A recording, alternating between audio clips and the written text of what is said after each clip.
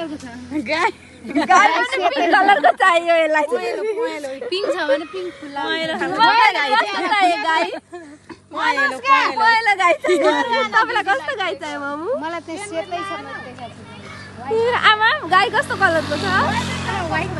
रातो छ गोरु तिहार गोरुको बच्चा पुग्ने गाईको बच्चा पुग्ने उठो भएछ गाईको मात्रै बच्चा हुन्छ गोरुको मलाई चाहिँ किन लागिरहेको त म गोरु हो गाई चाहिँ एकदम रेडी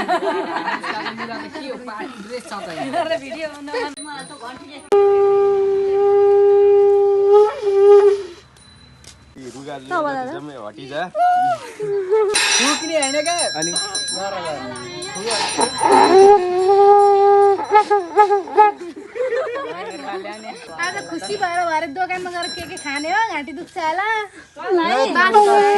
गुलियो चाहिँ नखाऊ है बा घाँटी दुख्छ हालिदिनुहुन्छ हातमा दिनु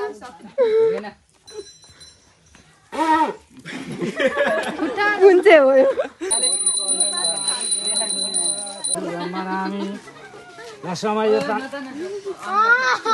कुनै ठासी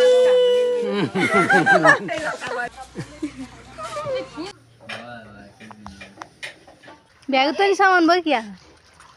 खाना भनेपछि यस्तोसम्म हैरान गर्नुपर्छ टिक पिस दाहिने शङ्ख भेटियो हामी बेच्दैछौँ 2 लाख रुपियाँमा बच्छ त यत्तिकै नै सुजित शङ्ख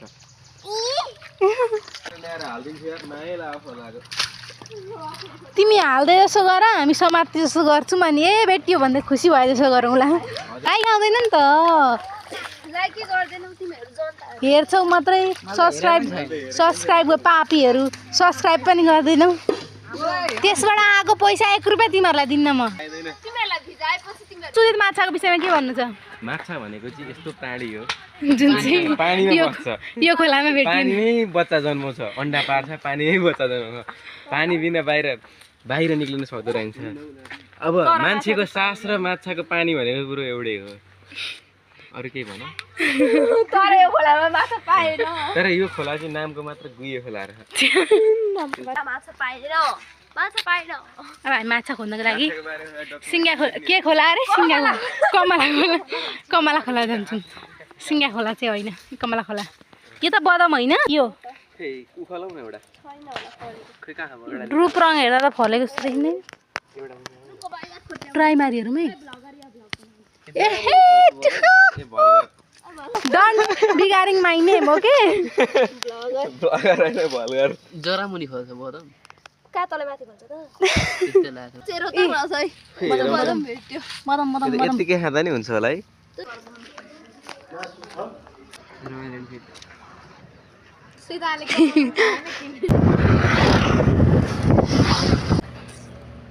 ले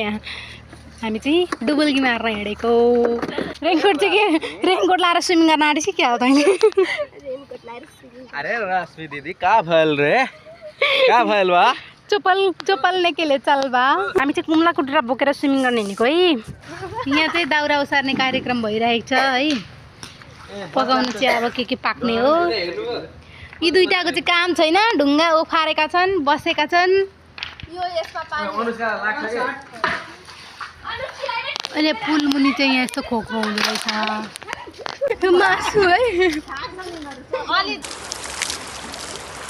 उता पानीको बोतल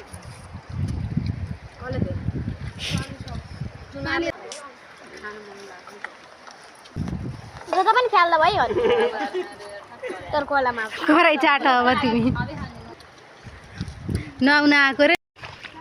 हामी चाहिँ फर्केको है अब हाम्रो टोलीहरू यतातिर लागिसके अगाडि कमलाको खोलामा छौँ हामी कमलामा नुहाएर आएको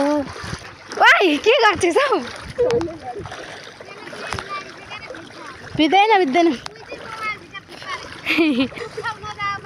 त्यही भएर ममु नआउनु भएको रहेछ हेर्न सक्दिनँ म भनेर केही भएन म हुँदा हुँदै तपाईँले चिन्ता लिनुपर्छ म जस्तो रेस्पोन्सिबल मान्छे जिन्स पेन्ट लाएर टक्कसँगले खोला तर्दैछु। उहाँहरू चाहिँ मासु पोल्दिन आउनुभएको थियो। हामीलाई घरबाटै कुक अर्डर गरेको थियौँ। गएर लिएर पनि आएको। अब जान चाहिँ केमा हो गुन्नी।